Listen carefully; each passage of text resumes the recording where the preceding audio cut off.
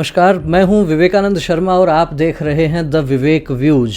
The Vivek views के इस episode में हम खास चर्चा करने वाले हैं एक ऐसे चिकित्सक से जो वास्तव में जनता की सेवा करते करते जिस प्रकार से धीरे धीरे राजनीति की राहों में भी चलते हुए आगे बढ़ने लगे हैं। और वैसे तो कहा जाता है कि चिकित्सक का काम ही सेवा का काम है और सेवा है यज्ञ कुंड समिधा सम हम जलें। इस भाव को लेकर यदि कोई चिकित्सक काम करता है तो निश्चित रूप से समाज उसको सर आंखों पर बिठाता है।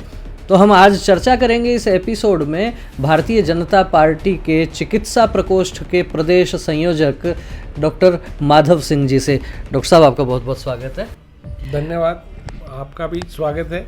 आपसे सबसे पहले जानकारी ये चाहेंगे कि जिस प्रकार से चिकित्सा के क्षेत्र में आप लंबे समय से कई दशकों से निरंतर काम कर रहे हैं, लेकिन चूंकि राजनीति का क्षेत्र थोड़ा अलग प्रकार का क्षेत्र है, सामाजिक क्षेत्र है और सामाजिक क्षेत्र में काम करने के अलग अलग प्रकार हैं। अनेक सामाजिक संगठनों में भी काम होता है, फिर राजनीति में भी काम करते हैं। सामाजिक क्षेत्र में चिकित्सा पेशे के अलावा किस प्रकार से आपकी शुरुआत रही?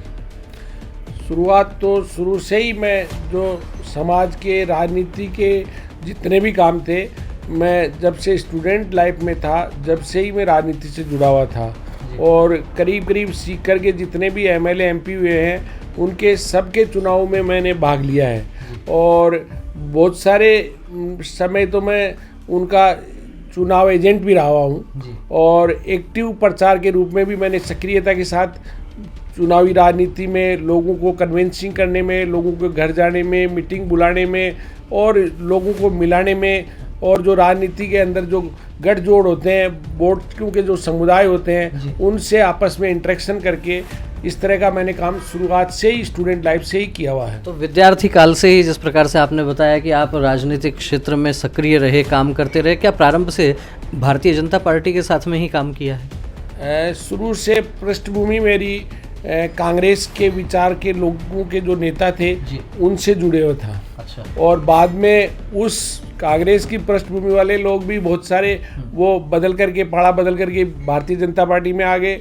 और मोदी जी के आने के बाद में, हालांकि मैं अटल बिहारी वाजपेयी से सबसे ज़्यादा प्रभावित हूँ, लेकिन मोदी जी के आने के बाद में मेरा पूरा रुझान इस पार्टी की तरफ हो गया और मुझे लगा कि जो मोदी जी देश को जिस तरह से ले जा रहे हैं उसमें मुझे भी कोई योगदान देना चाहिए। तो मोदी जी जो देश के लिए काम कर रहे हैं उसमें कुछ योगदान हमें भी करना चाहिए, ऐसा सोचना है डॉक्टर माधव सिंह जी का। आपसे डॉक्टर साहब ये भी जानकारी चाहेंगे, जिस प्रकार से पिछले लगभग 1.5 वर्ष 2 वर्ष से कोरोना का जो ये काल चल रहा है, आप चूँकि चिकित्सक भी हैं और राजनीति में भी आप सक्रिय हैं, ये जो दौर है कोरोना के बाद का सा दौर, अब तो कोरोना ढलान पर लग रहा है, इस दौर में ऐसे चिकित्सक जो राजनीति से जुड़े हुए हैं, क्या उनकी कोई विशेष जिम्मेदारी बन जाती है? नहीं, चिकित्सक जो राजनीति से जुड़े हुए हैं उनका जो निश्चित रूप से जो अपनी चिकित्सा की जो सेवाएं हैं उससे प्रभावित होंगी, लेकिन अब समय के साथ हम लोग 40 साल तक लोगों की सेवा में जुटे रहे और इस तरह से जो हम समाज की जो सेवा की उसमें भी हमने थोड़ा थोड़ा राजनीति के रूप में हमेशा जुटे रहे। तो अब चाहते हैं कि हमारा जो ये अनुभव है इसका विशेष फ़ायदा देश को मिले और जो हमने सीखा है, फील्ड में जो कमियां देखी हैं, आगे देश के लिए जो नीति निर्धारण के लिए जो ज़रूरी हैं उनमें हम हमारा सहयोग दें। डॉक्टर साहब, आपके बारे में सामान्यतः क्षेत्र में ये चर्चा रहती है कि आप 24 घंटे सहजता से उपलब्ध रहते हैं, कोई मरीज कभी भी आए। लेकिन ये जो दौर है, जब कि यूँ लग रहा था कि बहुत से चिकित्सक भी मरीजों से घबरा रहे थे, लेकिन चलो वो दौर तो निकला। अब जो जिस प्रकार की पोस्ट कोविड की जो बातें हैं उसको लेकर हमारे दर्शकों को क्या आप सुझाव देना चाहेंगे? अपने जीवन को पुनः सामान्य बनाएं, सामान्य रूप से वो पटरी पर आए, क्योंकि मेरी अनेक चिकित्सकों से चर्चा हुई, उनका ये कहना है कि इस दौर में अनेक लोग मानसिक रोगों से भी बहुत बुरी तरह से प्रभावित हुए हैं। क्या कहना चाहेंगे?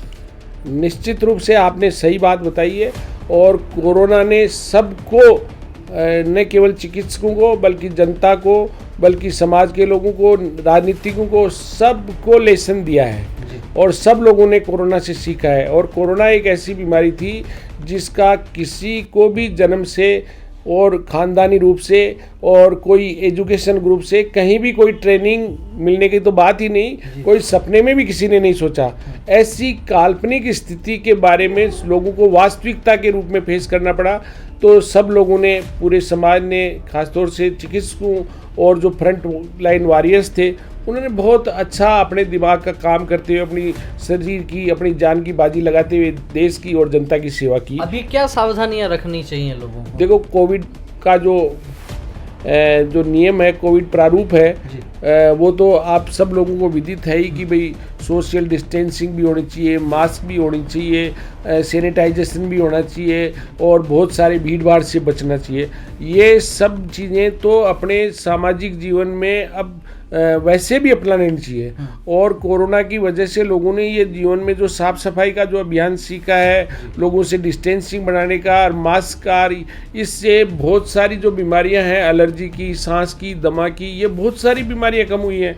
कोविड की वजह से मतलब नुकसान बहुत हुए हैं, जान माल को नुकसान बहुत हुआ है, लेकिन जो आने वाले जो समय है उसके लिए हेल्थ का जो इंफ्रास्ट्रक्चर है पूरे वर्ल्ड में नए ढंग से इसके अंदर डेवलपमेंट हो गया है। नए विशेष प्रकार के आईसीयू हो गए और आने वाली चुनौतियों के बारे में ऐसा दुश्मन जिसके बारे में किसी ने सोचा नहीं, जो कभी दिखाई नहीं देता और वो सिर्फ उसकी मारक क्षमता ही है, तो उसके लिए विश्व को, पूरे विश्व को नए ढंग से सोचना पड़ रहा है और विश्व उसके लिए तैयार हो रहा है। तो पूरे विश्व के समक्ष ये जो नए प्रकार का संकट आया था, इससे निपटने के लिए मेडिकल एंड हेल्थ जो सेक्टर है उसमें इंफ्रास्ट्रक्चर भी नए तरीके से तैयार हुआ है। नई प्रकार की चुनौतियां थी तो समाधान भी नए प्रकार के ढूंढने के प्रयास हुए हैं। डॉक्टर साहब, आपसे चर्चा ये करेंगे कि जिस प्रकार से भारतीय जनता पार्टी में आपको चिकित्सा प्रकोष्ठ के प्रदेश संयोजक की जिम्मेदारी मिली है, पूरे राजस्थान की जिम्मेदारी आपको मिली है, बड़ी जिम्मेदारी है, और चिकित्सकों का एक प्रकार एलिट ग्रुप होता है,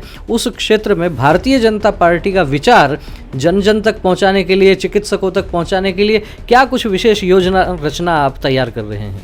सबसे पहले तो विवेकानंद जी, मैं आपको बताना चाहता हूं कि मेरा विचार है कि पोस्ट की वजह से मैं नहीं जाना चाहूँ, मेरे काम की वजह से मैं जाना चाहूँ। मैं इस पोस्ट के प्रति मुझे जो जिम्मेदारी दी गई है, मैं प्रवास के द्वारा, लोगों के संपर्क के द्वारा, पार्टी की रीति नीतियों के द्वारा और मेलजोल बढ़ा करके कैसे पार्टी की रीति नीतियों को जन जन तक पहुंचा जाए, और ख़ास तौर से चिकित्सा समुदाय में भी बहुत बड़ा समुदाय है। इसमें डॉक्टर्स ही नहीं है, आयुर्वेद के भी हैं, होम्योपैथी के भी हैं, योग के भी हैं, कंपाउंडर्स भी हैं, फार्मासिस्ट भी हैं, मेडिकल रिप्रेजेंटेटिव हैं, मेडिकल केमिस्ट वगैरह ये भी हैं, और जो हेल्थ के बारे में जुड़े हुए, ये सारे बहुत बड़ा क्षेत्र है। और इन सब लोगों को जगा करके, इन सब लोगों के साथ मिल करके, उनके जगह जा करके पार्टी की रीति नीतियों को शेयर करने का जो काम मेरे मन में आया है, मैं हो सकता है उसको पूरा करने के लिए जितनी जल्दी हो उसकी कोशिश करूंगा, और बाहर निकलना शुरू कर दिया है मैंने।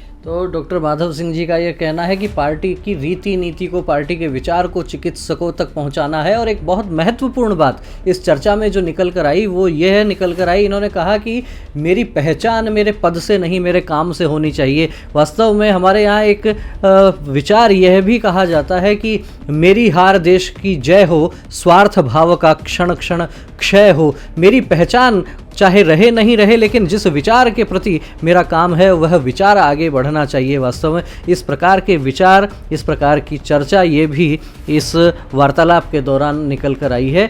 आपका यदि भारतीय जनता पार्टी चिकित्सा प्रकोष्ठ से संबंधित कोई प्रश्न हो, कोई विषय हो, तो आप कमेंट करके हमें अपने सवाल से, अपनी जिज्ञासा से अवगत करवा सकते हैं। आपको यदि वीडियो अच्छा लगा हो तो इसे लाइक कीजिए, अधिक से अधिक लोगों से शेयर कीजिए, और यदि आपने द विवेक व्यूज को अभी तक सब्सक्राइब नहीं किया है तो सबसे पहले इस चैनल को सब्सक्राइब कीजिए। फिर मिलेंगे जल्दी ही किसी एक और नई हस्ती के साथ, किसी एक नए विषय के साथ, किसी एक नए वीडियो के साथ। तब तक आप देखते रहिए द विवेक व्यूज। डॉक्टर साहब, आपने हमारे को समय दिया, बहुत बहुत धन्यवाद।